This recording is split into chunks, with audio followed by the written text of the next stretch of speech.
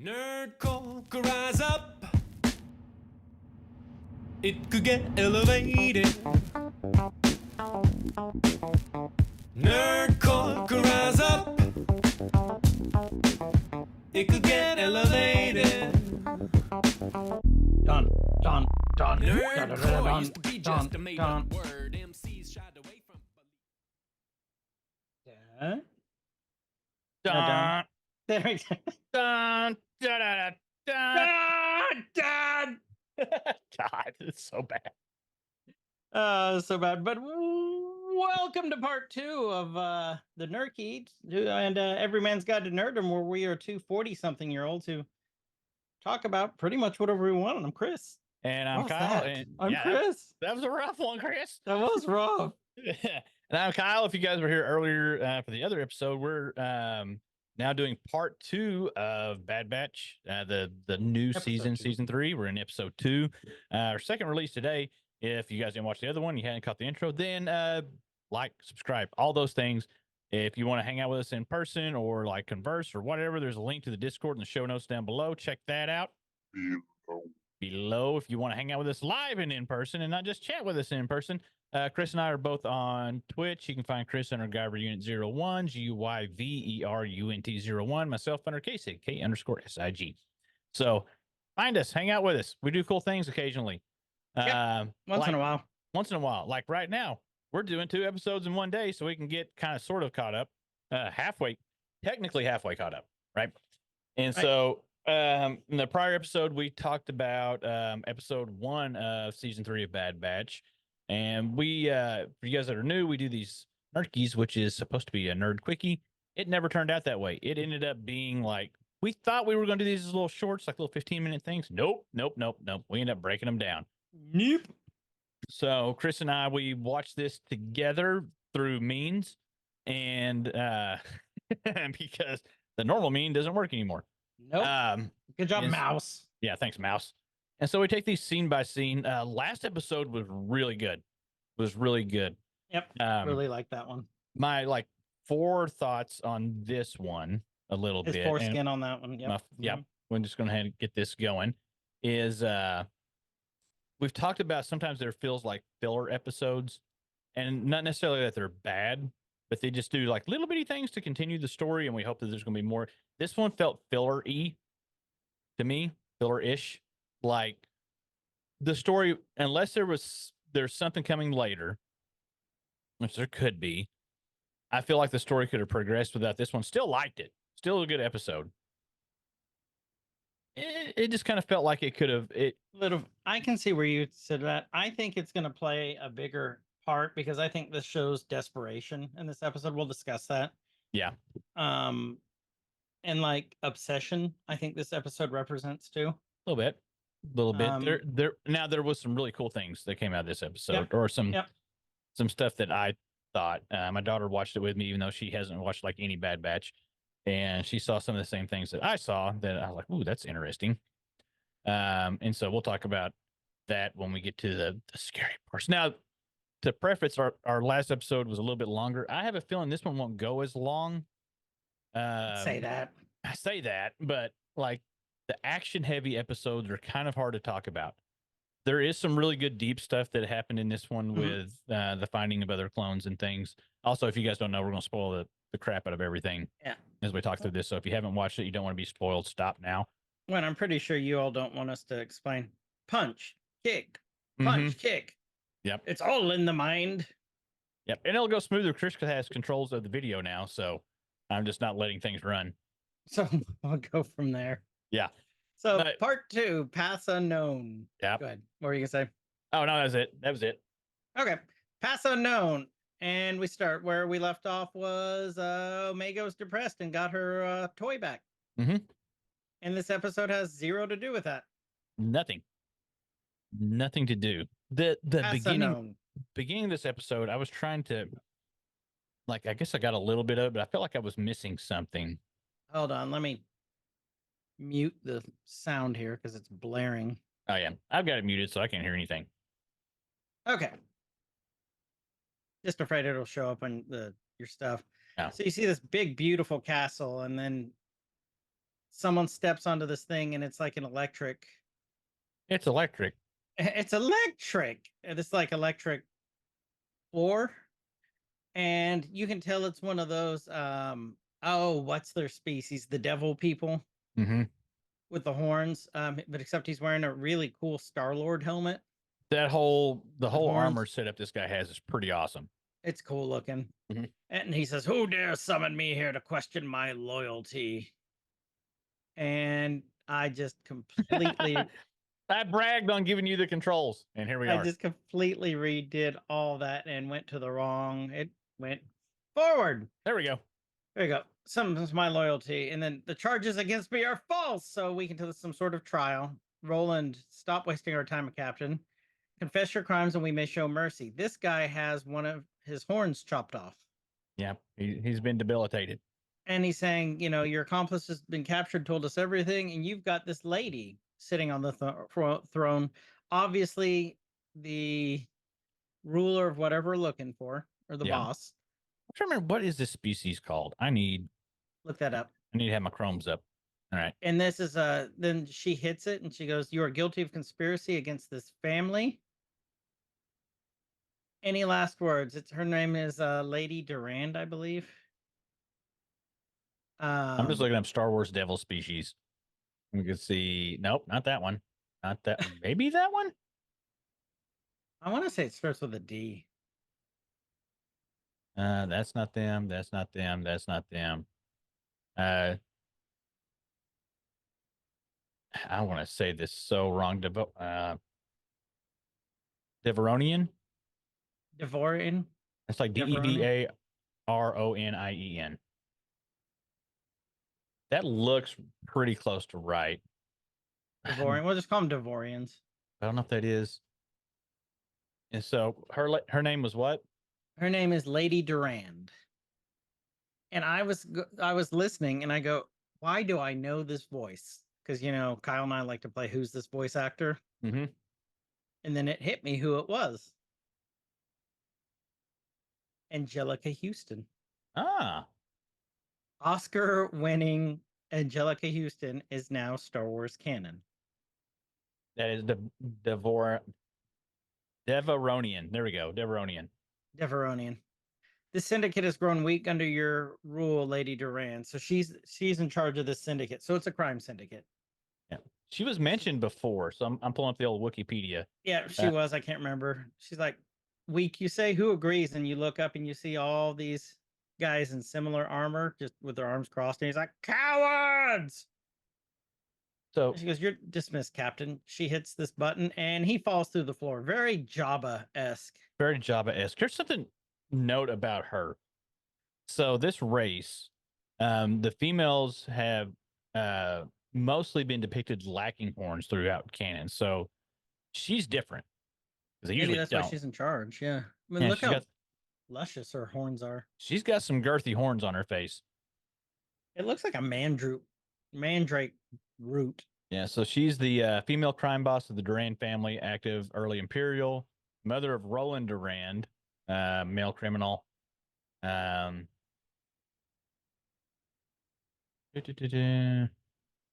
that's pretty much, like, there's not a whole lot about her. Roland, though, did we see him? I think we saw him somewhere.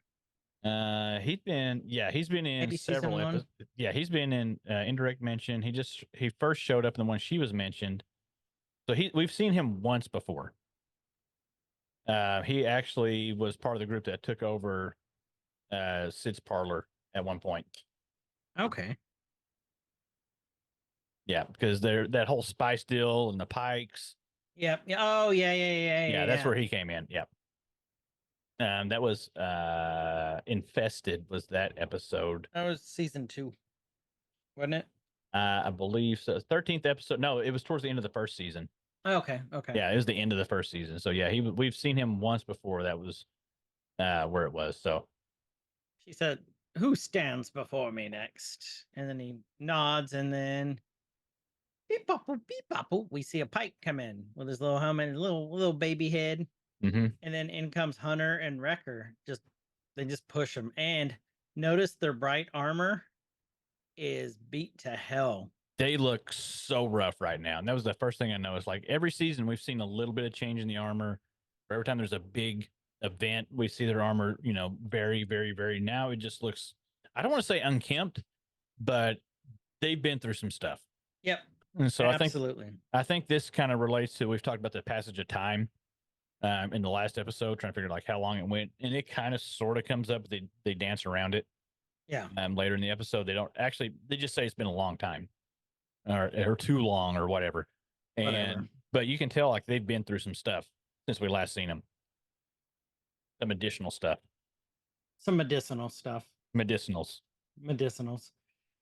She said, "You'd be dead if my son hadn't convinced." She goes, "You dare demand an audience for me?" Basically, look at the cojones on these two. Mm-hmm. She said, "You'd be dead if my son hadn't convinced me to consider your offer." So Roland convinced her. Yeah. And they're like, "And we're here to deliver." He throws it to Roland, and it's his chopped off horn. "You asked for the pike who disgraced your family. Here he is. So if you get your horn cut off, you're disgraced." Yep. And they're like, "It won't be traced back to you. We're sure of it."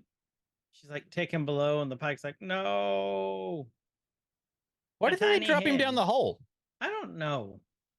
That's what got me. I figured like that's how they would I kill did him off. too. Mhm. And then she goes, "Your willingness to cross the pike shows how desperate you are. And why do you want this information?" So they're looking for info. We can guess what that is. Yeah. Yeah. And we And know Hunter's- they're like that they got the info on Omega, Yep. And they said, or they think they do. and they said, "Dr. Hemlock stole something from us. We think you can help us. You have intel on the Imperial's base. Here it is, and now it's your turn." And she looks at Roland, and Roland kind of looks at her, and so she goes, "I'm gonna hover over this button," and both Hunter and The Rick are ominous looking button down. hover. Yeah.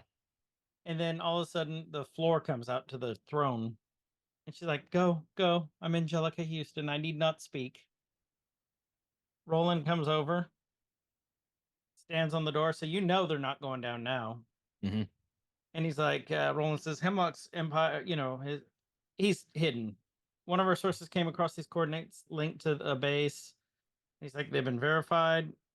And she goes, "Take what you came for and go before my generosity runs out." So she's doing a display of power. Yeah. So they get the little data puck.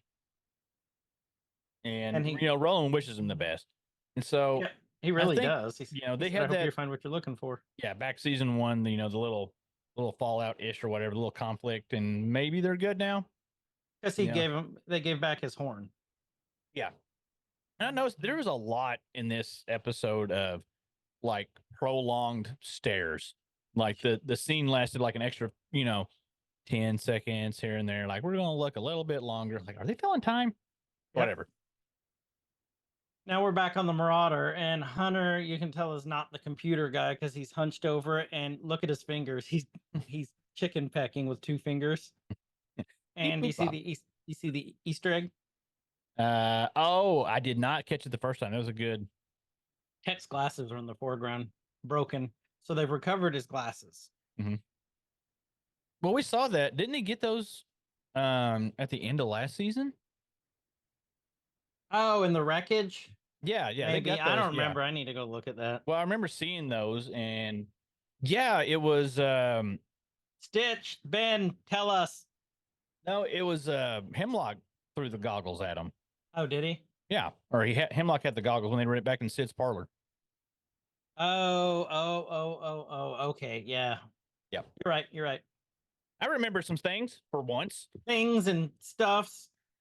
And look at how frustrated Hunter looks with that technology. He's like, "Oh, me no good." Mm-hmm. He's rubbing his head. And then he Turn looks it off at, and back on again, Hunter. He looks at her little sloth cat doll. And you can tell this is killing him. Yeah. Wrecker comes and Echo said he and Rex can't be here. It'll be, what'd they say, 2 rotations? I think so. Yep, 2 rotations before they can meet up with us. So they called in backup, Echo and Rex. Because they're down some men. What were you going to say? Oh, nothing. I was going with that. Yeah. They're down some men, so they need help. They know this. They're outgunned. And Hunter is just, he's like, that's not good enough. We're going now. You can tell Hunter's not thinking straight. No, he's lost some of his I don't want to say sensibility, but like his desperation is Caution. kicking in now. Yeah, he's like all his cautions going to the wind. I mean, it's all or nothing. They've lost people. He doesn't want to lose anybody else. He wants to try to get people back. He's He's slipping. desperate right now. Yeah, Yeah. he's desperate and he's slipping. And Wrecker's the voice of reason. So when Well, did we yeah. think we'd see that? How about that? He's like, last time we stormed an Imperial base without The backup. None of us. the Yeah. backup. Yeah, not all of us made it out. Yeah, you take this part real quick. Okay, so and just kind of hit back on it, like we talked about it last episode too, like just a super dark episode as far as like the lighting, and this is where we find out that what kind of the time frame that Hunter says, Omega's been waiting on us for a long time. So we still don't know exactly the time frame. We know from last episode she's been in there for approximately 3 or 4 months, give or take a little bit, depending on how we do the space math. Mm-hmm. And so we know it's been a while. So now they're going in pursuit. They're going to Hemlock's, what they presume, to be his base, and they land on another very heavily. Wait, we don't know it's another planet because it looks exactly the same as the other one, just not dark. It does look exactly the same as the other one. Yeah, it's a jungle planet. Yeah. Well, maybe that's part of it, of what they need to make whatever they're making. I hope they're not trying to make some crazy giant force sensitive Wookiee or something to because yeah, I'm starting to see this planet looked a little bit different. It wasn't as hilly as we had seen. That's true. But it's again, they're on a swampy, jungly, hazy looking planet, and it's a little brighter finally, thank God. This planet is called Ass. With the swamp ass. They land on planet Swamp Ass. Mm-hmm. And man, I had to crank up the brightness on my TV earlier so I could actually watch what was happening. Yeah, it gets dark in this episode. Again, crank up the brightness on your TV. Yeah, if you're watching it in the daytimes. Here's another Easter egg. It smells like rancid Jotaz out here. Jotaz, if I remember right, is a slow, moving creature from Jedi Survivor. Jotaz. Or Jedi, was it Order? We Fallen saw Order. As in Fallen Order. Fallen Order and Survivor both. Oh, it was on both. Yep. Yeah. Yep, a big meat-eating, giant four-armed, thick, wide, googly-eyed looking thing with some tendrils. Yeah. Jotaz. Empire could be jamming our sensors. Yeah, so they said they weren't picking up any signals. So they're going on the little jungle walk, following the beep, beep, beep. And it looks like they're doing a weird dance. Doesn't not the way Hunter's walking? He's going. He's lost all sensibility. He's doing the robot. Well, and there's something I didn't even think about this. He's running candles? he's running through the jungle. Yeah. Better run through the jungle. But you're talking about his caution being thrown to the wind. That's something that he doesn't like. He moves fast when there's danger. You don't see him move like that normally. His name is Hunter. Yeah, not runner. Not runner. His name is Hunter. He's known for patience. But good point. I didn't even think about that. Yeah. Well, you saw if you saw Wrecker's reaction to that, he kind of shrugged, and it wasn't because crap. Now I got to run. It's just you can tell that he's been dealing with Hunter's new mentality for a while, just because of just from his reaction there. And he's done with it. I'm over it. I'm over it. But they do find the what's left of what looks like what's left of one of the facilities. It's wasted. It's overgrown. You can tell that it's been raised, right? Right. And they say another orbital bombardment. So there's they've talked about these places being just destroyed by the Empire. They're bombing their own places, and so makes you wonder why. Yeah, it makes you wonder why. And of course, their immediate reaction is well, what if Omega was in there and they're doing the comforting thing? Well, we don't know. This is maybe the best intel that they have. This obviously was a facility, but now it's super overgrown with vines. With vines. Note that. Unsvine. Watch to see vines. But yeah, so initially, the background was all blurred out, so I just thought it was blurry. But then as they leave, you can see it's overgrown with vines. So the jungle taketh Yeah, and it's totally different from what the hilltop thing that we've seen Omega at. Yep. So we know now. Okay, she was somewhere else. Suppose like timeline's still slightly wonky, but it's starting to make a little bit more sense. Right. And so they go back to the jungle. They start hearing some noises, and Hunter's like, we're not alone. And what then do we we see see? a mage staff. Yeah. I think it's Vivi from Final Fantasy. Fireball. Fireball! I cast magic missile on the darkness. So we get these two little like miniature people, not miniature people. We'll call them adolescents because that's what they are. No, look at what they're wearing. They're from Vault 76. They do kind of look like they have the suits on. Or Fallout, yeah. Where's their Pip Boys? Oh, when does that start? It's soon, isn't it? April? Or maybe it's summer. I don't know. We'll look that up after this. Yeah, well, that just clicked, and April 12th. Oh, we're like a month out. Oh, okay, that's gonna be fun. I'm excited. We'll cover the crap out of that. But this won't be done, so we might be pulling double duty. Yeah, if we can. We need to catch up. We got to record 2 more times this week. Oh, maybe. Okay. So anyway, they get these 2 kids that look suspiciously similar. And then they're holding out these sticks, and then you hear one of them go, "Blaster beat stick, kid." Yep. That line, that was Hunter. That line reminds me a lot of Han Solo. I don't know why. When Wrecker said blaster beat stick? Yeah, I could just hear Han saying that. You know what I mean? Well, it's the kid at the end. Blaster beat stick it. Yeah. Oh, that's a very Han line. Yeah. And Hunter goes, "Wrecker the regs." So we got wee little clones. Yeah, they're like, "Who are you?" And then they take off their helmets. "We're clones, same as you." And then they go, "You don't look like clones." They have fatter faces than regular clones. Well, They're like one of them defectives. did. So they look slightly different. One had a slightly fatter face. If you go back a little bit, like you can tell them apart. But they're roughly like they're maybe slightly older than Omega. Yeah. And what we would perceive like normal aging, I guess, or they're slightly more aged. I think that might be the best way to start wording that. They're slightly more aged. Yeah. Because again, with clones, aging's a weird thing. Yep. Depending on what batch they came out of, and like all that stuff, some of them faster, some of them slow. Like it's odd. I still can't wrap my head totally around it. So they go, "You don't look like clones. They must be 99s. Yep, sure are defectives." And Wrecker goes, "Defective and effective." I like that line. I do too. "What are you 2 doing here?" And it's like, "What's it look like? Surviving? Or trying to? No thanks to the Empire." So they have no love for the Empire. "Did they send you to finish us off?" And Wrecker goes, "Does it look like we're with the Empire?" And they go, "What do you want?" And they tell him, "We're looking for Omega. She's a clone. We think she was sent to the lab here." And they're like, "Never saw anyone like that, but Mox might know about her." "Yeah, he's got Mox, all right, kid."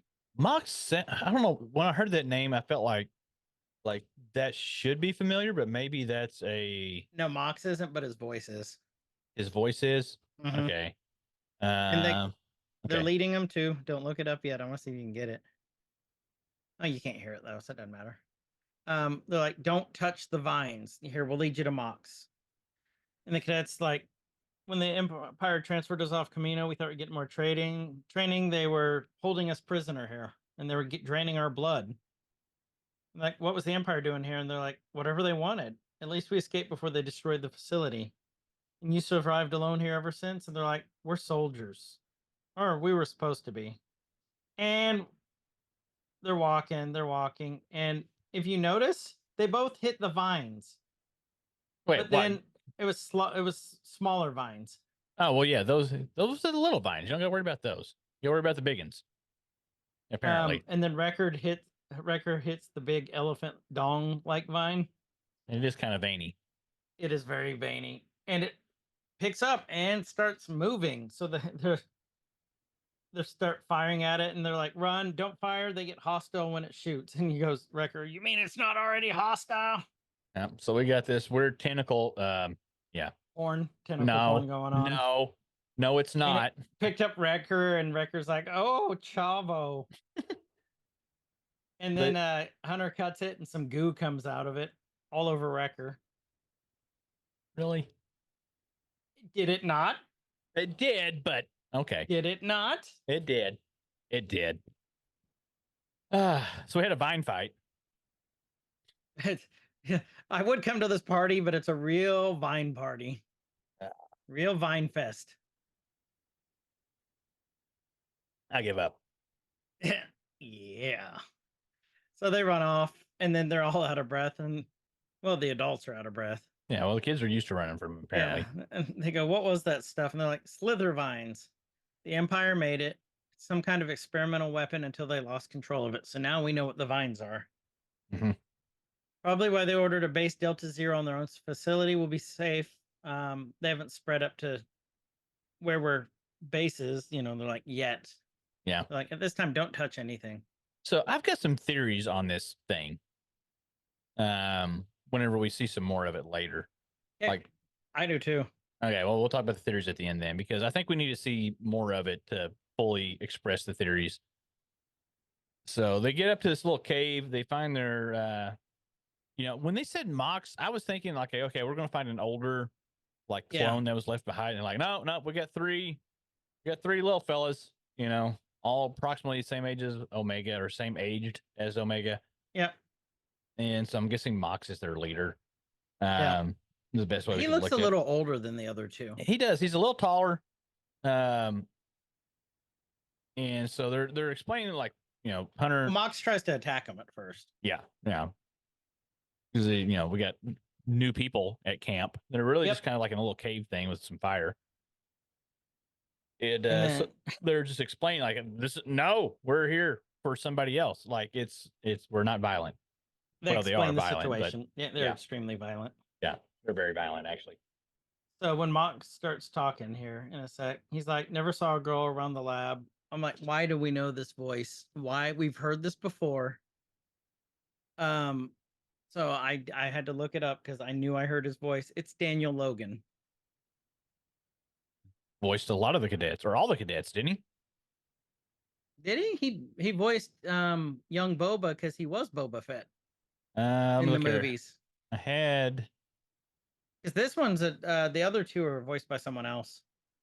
Mox was I'm pulling him up here. Voiced by Daniel Logan voiced many clone cadets in Clone Wars. That's what it was. And so that's what else was there? Appearances. Bam. Pull up Daniel Logan here. Oh yeah, because he did play him. That's why he's got some extensive Star Wars in. He is. I mean, he's the original Boba. Yeah. Well, young Boba. Young Boba. So, the Imperials started packing up, and one day the Imperials started packing up, shipped out. We made our move and escape. They're basically just saying, we got out before it got bad. And they're the only three that's left. No, even the clone troopers left us to die. Said they were following orders. And what does that bring us back to?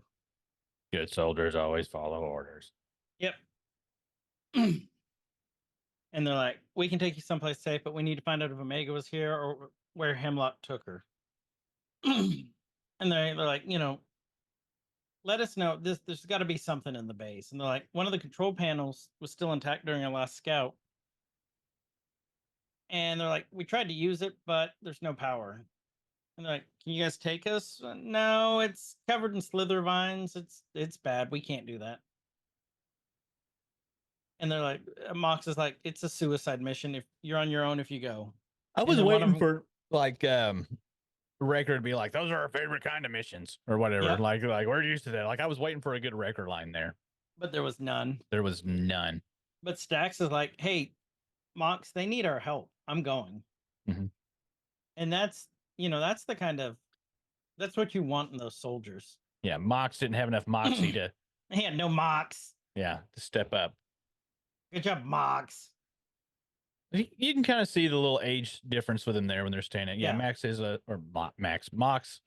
little bit of the older one. His name is now Max. He is now Max. Max Mox. Clone. Max Powers. And so I love. So as they're walking through the jungle, they're making their way back down there, and they're kind of getting the layout of it. You know, telling like, hey, we got to have a power source, all this stuff. But the visuals of this is when, like, from here on until we get in the base, very realistic looking to me. Yep. The visuals are really well done. I mean, there's times like if you paused it just right, like if you didn't get like on one of the little mini clones' faces, just like when we have Bad Batch in their full gear and their helmet, it would be at a quick glance hard to tell that from real life. Yep. And so I it agree. just, again, we've talked so many times about how the animation has progressed in this and how it looks so good. This is a great visual episode. So here's why I like this part. They're just chit chatting. You know, it's dark. Of course, it's fucking dark again. Yeah. You know, and Stax is asking the question, this clone who you're looking for, and they go, Omega, you know, how long has she been gone? This is humanizing it right here. This is Stax is just floored that they're looking for another clone because they got abandoned. Yeah. He hasn't And Hunter seen says this too before. long. Yeah. And he's like, you know, they've been gone too long. She's been gone too long. He's like, I wish the other clones wouldn't have left without us. We may be defective. You may be defective CTs, but at least you're loyal. And Hunter just kind of looks back at him like, bitch. I hope you get eaten by vines. All those vines eat you up. Vine taters. And he's looking, he's like, wow, your ship's seen some action.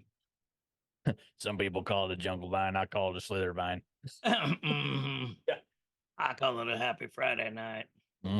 I thought one day I'd be flying on one of these on a mission. Boy, were you wrong. You were so wrong. He's like, a lot's changed. And then you hear this record grunting, and he's got Gonky strapped to his back, and Gonky's just going gonk, gonk, and his little feet are just going nuts. And he's like, here, you're gonna need this. And he gives him a rebreather. I love how he throws Gonky on his back upside down, and he's just like, why did he have to carry him that way? Poor little Gonky. Gonky's gonna get all his lube to his head. Yep, it's all gonna flow up there. So I like we get up to the facility, and it's like, you know, it's overgrown. This is very Indiana Jones feeling. 100%. Oh my god, it's short round. Stack is short round. What does that make Time Gonky? for love, Rekka. Yeah, what does that make Gonky then? Kalima.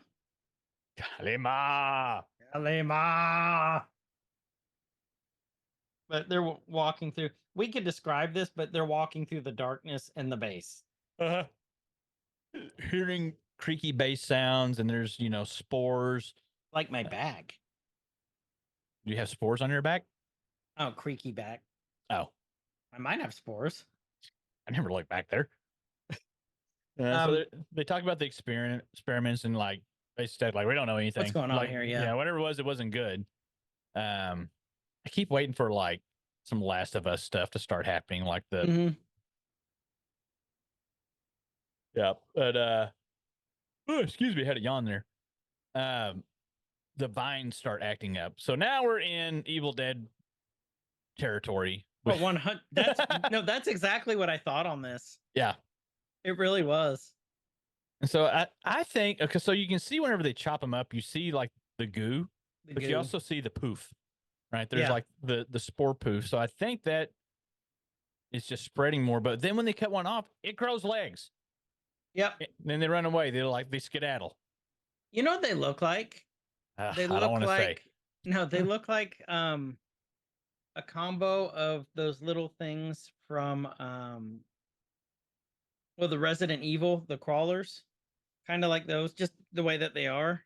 And then like that one from Left 4 Dead, that one zombie, the one that pounces, not the hunter, but the other one, the jockey, the one that rides on your face, the face grabber thing. The jockey, the one that's going around, then he grabs on your face and leads you to the edge. I hated those things so much. Yep, me too. That's what that reminded me of. And you hear this hissing, and now these damn things are hissing. What the hell kind of plan is this? Who designed I've- this place? I've got theories.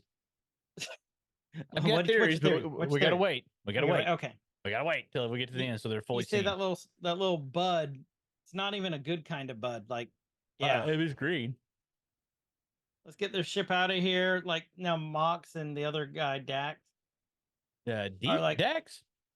There was Dax is a bitch. Stacks or Stack Deek. Yeah, Stack Deek and Deek. Mox. No, I like Stacks and Dax. Stacks and Dax. But Stacks. No, this is Dax. That's Deek. Deek. Or no, hold Deek. on. Wasn't that old 80s? Deek is the one that's in. Okay, we got them all crossed up. Deek's the one that's down in the laboratory temple. Oh, okay. Right. So this is Stacks and That's Stack. Yeah, I got Stack and Mox up top. so Stack is like, hey, let's go steal their ship. They made their choice. It's like, you're a bitch. Uh-huh. This is why you got left. Yeah. He's a bitter, bitter little man. Oh, come on, little man. You know, he's just a bitter little man. So Mox is like, no, he's doing the whole thing like, I'm gonna respect them. They're risking their lives for their friend. And little Stack is kind of sort of the voice of like, I get it. Yeah. I get it. We got left and like they're not gonna come back. Like, and if the slither vines come back, yeah, we're in trouble. Yeah, we don't have we got to take our chance. Like, we don't do this now, we're not getting out. And Mox ends up kind of agreeing, like, okay, let's go. And we're back in the dark. Mm-hmm.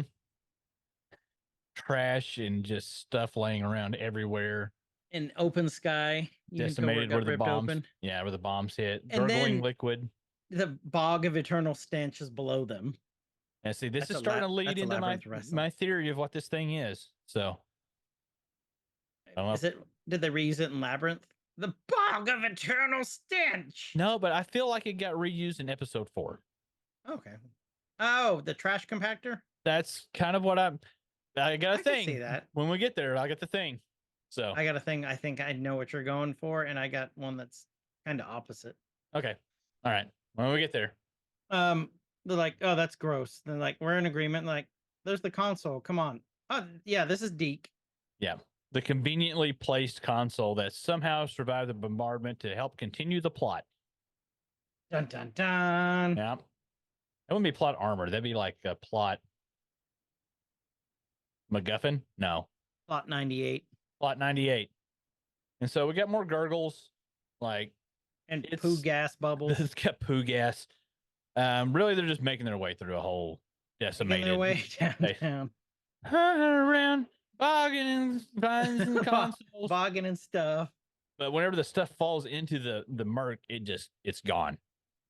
And poo gas abound. So that shows that was some pretty big pieces of metal and stuff that got dropped in there. So it's at least fairly deep, the mire and the murk. So now they're walking backup battery Gonky, and they're hooking everything up to him. So they can power on the console again, which is also very convenient. They're trying to pull the data out to try to figure out where they took Omega to, or where they relocated to, because they're trying to find any info. Because as far as they know, Omega was never there, which I don't think she ever was. No. But this is probably one of the facilities before they ended up where, and they could have moved her. We don't know. Lots of things. But Lil Deke is gonna look out for that little Deke. Yeah. So he's gonna try to pull the info, and Hunter says they hear the noise. What if the three of them, they're a trio, right? Mm-hmm. Triple Deke. Yep, triple Deke. What if they have a move to fight stuff? Triple Deke. Flying V. Little V. Little V. That would be a mighty move. They should be able to duck the vines whenever that happens. Duck the vines. A really mighty duck under that vine. Oh, twice actually. That would make Hunter and Wrecker the Bash brother. Okay, we're getting there. So Bolton. Hi guys. So now the vines are coming out of the goop.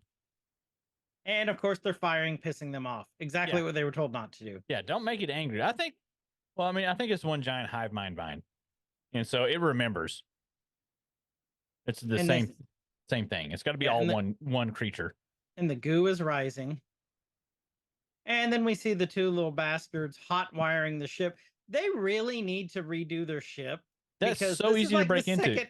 Well, remember, then the little orphans at the mining colony stole Yeah. the ship too. They need to weld that panel shut. They need to do something. Like, it's just like Put a lock on it. They labeled the panel that said "way to access ship without keys." Yeah. Wrecker just writes above it, not way to wire a ship without keys. I fixed it. It's good. Ha, ha, ha, ha, ha. Next thing you know, they're in the ship and it's dark. Of course.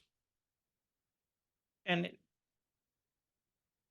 I just noticed their suits are different. Like one's kind of red. Or never mind. Is that the reflection? That's the reflection. No, their suits are a little different. One's a little redder. Oh. I was like, that's some amazing lighting trick. Like, nope, they're just colored different. Well, he's like, check this out. This ACDC 17. What's a TC? What's a DC 17? Now I'm Googling or I'm Wikipedian. And then they see Omega's doll. Oh, it's a blaster. It's just a little stubby blaster. Yeah. And That's in everything. Deke goes, Mox, Stacks, the vines, they're everywhere. We need help. And then they're looking like, Mox, come in now. We need help. He's like, time's up. Get the data pad. And Wrecker, like, just that must be magnets or something. He didn't even strap Gonky in. He's got him strapped. I don't know. I don't know. I mean, that's a very big uh-oh moment there for the animation. We'll let that one slide. Yeah, you see all the slither vines going everywhere. Typical small child in distress moment. Yeah. We've Upside seen this. down, grab him by one foot. We've seen this multiple times. Mm-hmm. In comes the tentacle porn, just really going for them and gets by their faces. Yeah, lots more pew pewing going. Try not to step in the goo. And the goo's rising.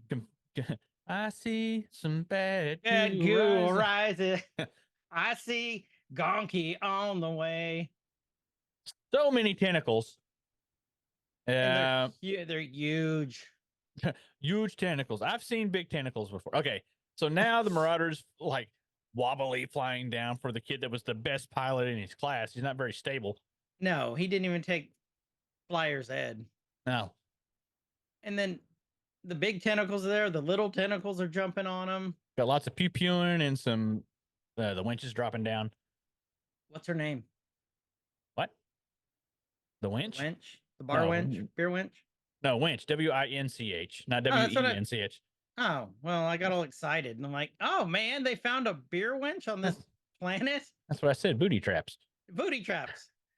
But they get him up there, and then this huge vine down wraps the ship. You can see how massive these things are as they're getting around the Marauder. Yeah. It's no small feat.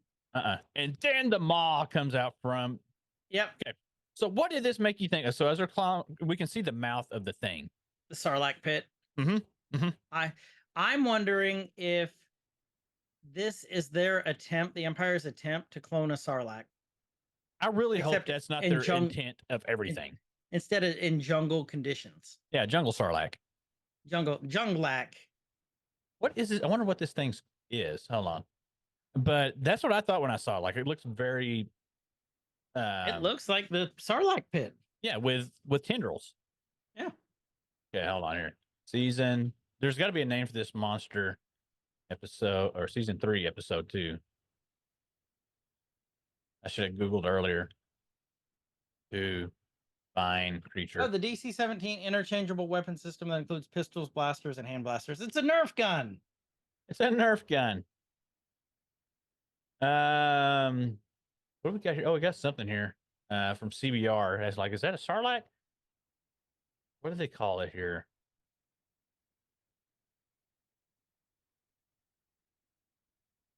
Not that, okay, they've already talked about them cloning the Zillow. So, I mean, a lot of his clone stuff is not humans, right? No. You clone the Zillow beast. Mm-hmm. They're talking about that as like Star Wars kaiju. Or Starju. Okay, here we go. Slither veins. or veins. Yeah, Slither vines. you might look up vines and not slither veins. You might not look up long slithery veins. Whoops. Okay, yeah, they're kind of same thing, like a modified sarlacc.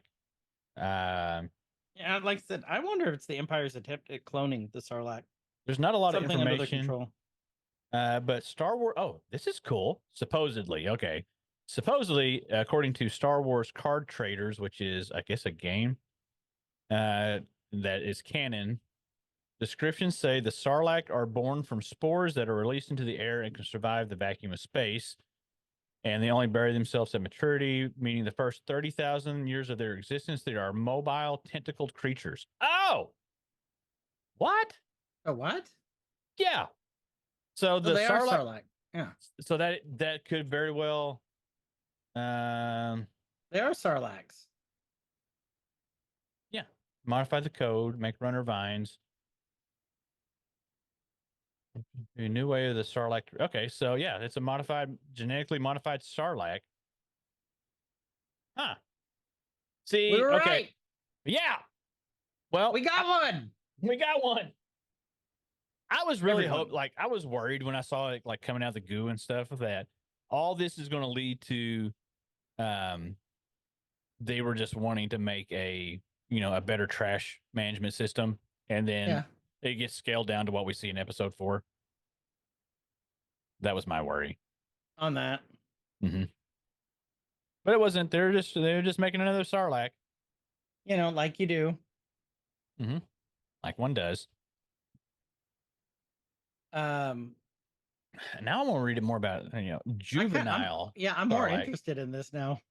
Yeah, I'm on the Googles. You keep going. I'll find it for us. Like shoot for the mouth. And so they're shooting in the mouth, and then they throw a grenade down there, and it just burps. It's like, this isn't enough for me. Feed me, Seymour. Well, name this thing Audrey 2. It's got a hold of the ship. It's dragging the Marauder down with Hunter and Wrecker just dangling. The two danglers, they're like dingleberries. Mm-hmm. The two cadets throw an entire crate of grenades down there, and then they have one left, turn it on, put it down. It almost didn't go down there. Does a rim shot, goes around, and boom. And Wrecker's like, yeah, and it's dead. And it's dead. They get on the ship, and they're like, go, go, go, go, go, and that sarlacc is gone. But just think, that's only one. It's just it's probably full of them. It may be. I'm still doing the reading here. Like, yeah, they don't hit maturity until 30,000. The infant sarlaccs look really weird, according to one of the comics. They look like little, almost like graboids, kind of. Did they look like the things we just saw in there? No. They're different. They have like 4 appendages, not the 3. Yeah, and they have like a torso and stuff. Okay. But yeah, when a male and female, because they travel great distances, begin their lives as spores, travel great distances. When a male and a female encountered each other, the smaller male would parasitically feed off the female, diminishing her size while increasing his own. Once the male reached the female's original size, he would burst, release millions of spores into the air and atmosphere. They are supposed to be able to survive in the vacuum of space. And then once they hit maturity, they bury themselves 100 meters below the surface, feeding on creatures and humanoids and fortunate to follow in their mouths. Toxic fumes are a part of it. So yeah, that's a sarlacc. It is a sarlacc. That's awesome. Mm-hmm. I think it's a modified one. I think it is too. Well, if Hemlock's involved. Or it's either a modified one or it's not a fully mature one. I bet it's modified because Hemlock's involved, That's his old base. Yeah. And then Record's good with kids. He's talking to the 3 boys, and Hunter's he's like the happy drunk uncle. He really is. Mm-hmm. With one eye. Who doesn't have one of those? What? So who doesn't have the happy drunk uncle that's missing an eye? Exactly. Hunter's like, I've been going over the data. It's like, oh, okay, Captain Killjoy. Looks like Hemlock transferred his entire base of operations to another location. This is not the base you are looking for. Like it's experiments too. And Mox is like, did the intel say where he went? There was a mention of a sector, but nothing more. It's a lead, but we've got lots of space to cover. Get it? I get it. Space. If that's where Literal Omega is, space. that's where we're going. And he's like, we'll drop 3V off someplace safe. I knew exactly it was going to be Pabu, the island, where that the name of Omega the wanted island? to stay. Yeah. Pabu, I believe. Pabu? Oh yeah, PABU. I had the OO in my. Pabu, my sweet Pabu. Like, well, what do we do now? And it's like, whatever you want, make your own path. Be something other than a soldier. Be a cook. Except for Mhm. you, you're not smart. You Yeah. be Be a janitor. You don't be a pilot.